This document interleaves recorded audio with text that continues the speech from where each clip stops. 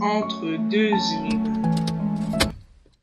Quand je rentrais me coucher, le soleil se levait peu à peu. Je dormais comme un bébé et alors mon sommeil fut perturbé par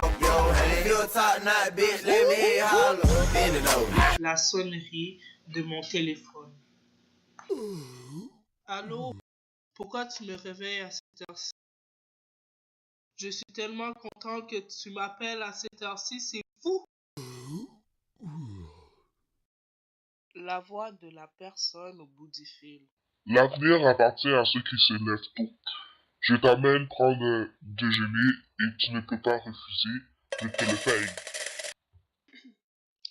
Yo, ça fait 2 heures que je dors. Laisse-moi, pourquoi veux-tu aller déjeuner à cette heure-ci?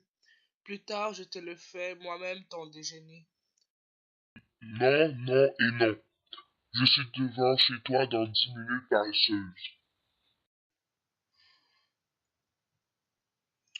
Yo, ça fait 2 heures que je dors. Pourquoi tu me fais ça? Je rentre dans le véhicule à 4 roues.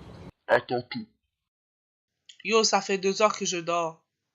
Tu n'as pas pitié de moi? Mais attends tout. Je m'allongeais quelques minutes. Je m'ai mis à me préparer. C'est la sonnette de la maison. Je me lève pour aller. Je monte et je vais mettre mes souliers. Je vais prendre mes clés pour ouvrir la porte. Ah! À ma grande surprise, je n'arrive pas à l'ouvrir. Oh mon Dieu! Cette maudite porte me fait toujours le même coup, à chaque fois. Mais je finis toujours par gagner. Cette fois-ci, c'est elle qui a gagné.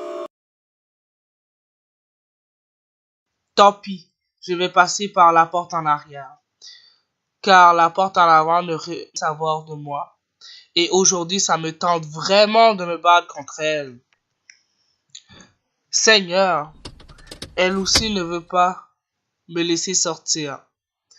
Je commence petit à petit à avoir mes poils d'avant-bras se dressent droit tel un pic. Quand je repensais à cette histoire, c'était quand même fou que je rêvais tout ce temps. Je vais vers la fenêtre pour prévenir mon ami que je suis coincé chez moi. Mais il n'y a personne. La rue est déserte comme d'habitude, quoiqu'il n'y a aucune voiture à l'horizon. Je me sens perdu, je suis mal, je ne comprends plus grand-chose, c'est bizarre.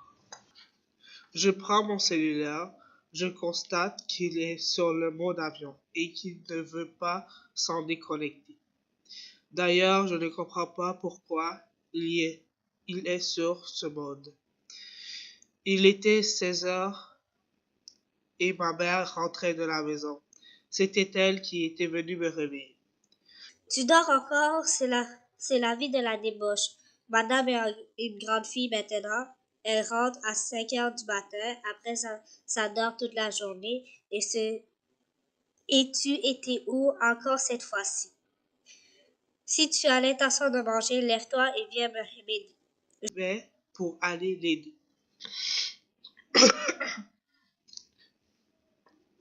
Je prends le téléphone maison pour essayer d'appeler ma mère. Peut-être on avait changé la serrure sans m'en aviser. L'outil de communication ne fonctionne pas. J'essaie pendant un bon 10 minutes, peut-être 5. Ok. Ou 2. Ou 2. Ok, au moins 30 secondes. Je, je commence vraiment à avoir peur. Je ne sais pas ce qui se passe. Je vais m'asseoir sur mon canapé. Ils sont passés où ma mère et ma soeur? D'habitude, elles partent pour l'église le dimanche matin à 9 heures. Pourtant, il est juste. Je me retourne vers l'horloge. Les chiffres sont disparus. Le 1er avril, pourquoi on me niaise? Pourquoi on plaisante avec moi? Je décide de descendre pour passer par la porte du garage. Avec la chance, elle, elle est ouverte et avec la chance, elle est ouverte et je vais pouvoir enfin sortir. Je suis vraiment énervé. J'aurais dû...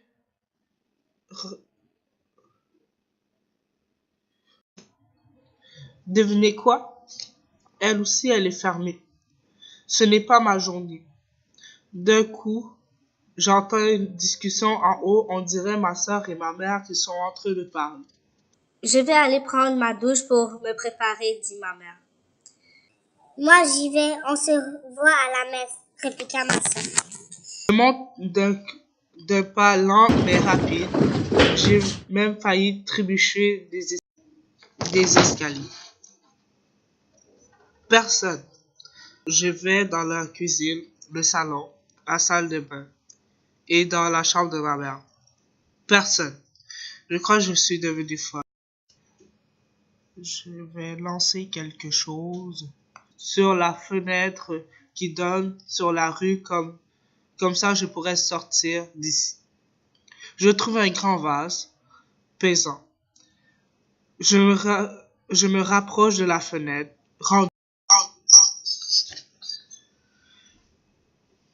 Je prends un grand élan. D'un coup sec, j'entends de très loin une sonnette. Ce n'est pas celle de la maison, ni de mon cellulaire. C'était celle de ma chambre. En plus, le son s'intensifiait de plus en plus.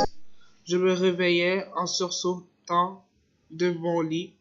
Début comme fin, c'était un rêve. J'étais vraiment perdu et perturbé. Je ne comprenais plus rien.